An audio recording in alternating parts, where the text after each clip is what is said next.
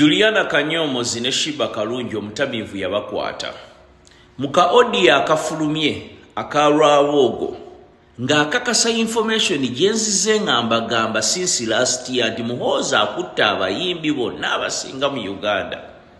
Abayita ekkololo mu hoteli eri ekkololo nti nno abajja kumuyimbiramu n'aleeta SFC ne beetolola omuyimbi oyo ne bakozesa abayimbi abakazi abasinga mu Uganda. Lwaboga avuddeyo muka audio kogenda okuwulira ti Museveni the dictator alwanye ne Muhoozi okulaba nga akavalinga apa emizeeje egy'okukwata abakazi bulijjo mbagamba nga muwakana amazima tegamaze ne gavaayo. Can you imagine a son of a president getting drunk and go an extra mile of raping young women? Muzee has done a lot to cover up for this hooligan, but it keeps on.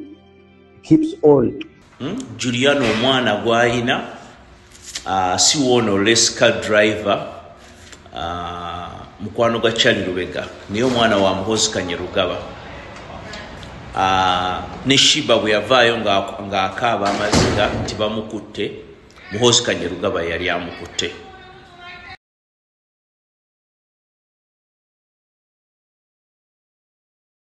Omusajja atasobola kusperinga ekigambo presidential advisor, government ya dictator ne mutabani we fake general Muhoozi Kanyerugaba omukwasi w'abakazi nga Lwabogo bwe yatugambye nti naakwata abaana ate nange nakibagamba dda ne mugaana okukkiriza nti Muhoozi akwata abawala be bawadde ani Kenzo presidential advisor.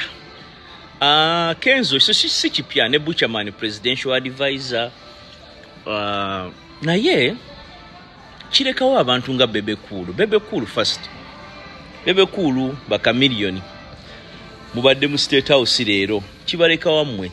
Eno government tebaagala bulijjo tubagamba tebaagala ekitegeera ate eno government yo erivinga off diversion okitegeera kati bino byonna byolaba Eddie Kenzo Lwabogo kulwana na Muhoozi byonna diversion ife tugimanyi neera abaana ba struggle don't focus on it. Ezo diversion zonna ze baagala mawulire tebaagala mwogere nti nno baganda baffe 1,200 ekiteezi baafa abantu 1,000 ebyo baafa baafa lwa greed ya Muhoozi ne Lwabogo kubanga baagala ttaka ly'ekiteezi.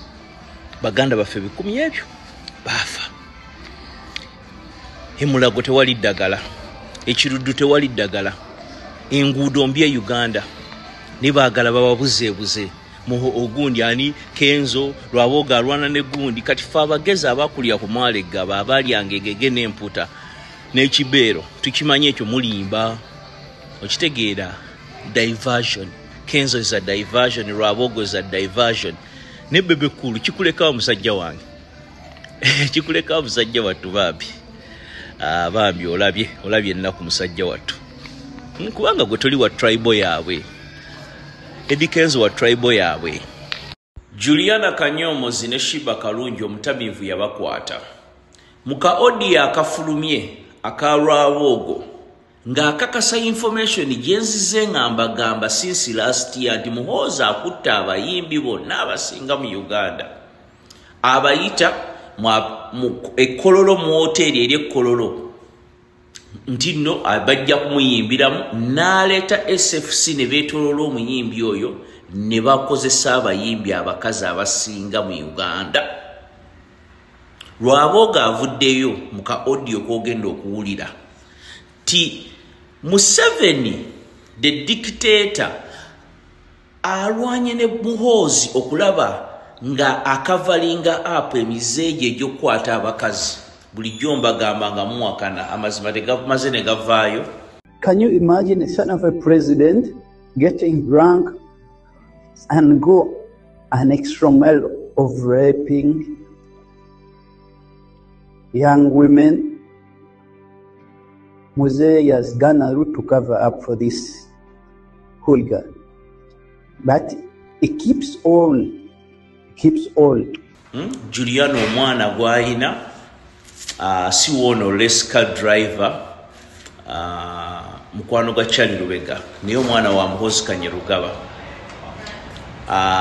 ne Shiba bwe yavaayo ng'akaaba amaziga nti bamukutte Muhoozi Kanyerugaba yali amukutte.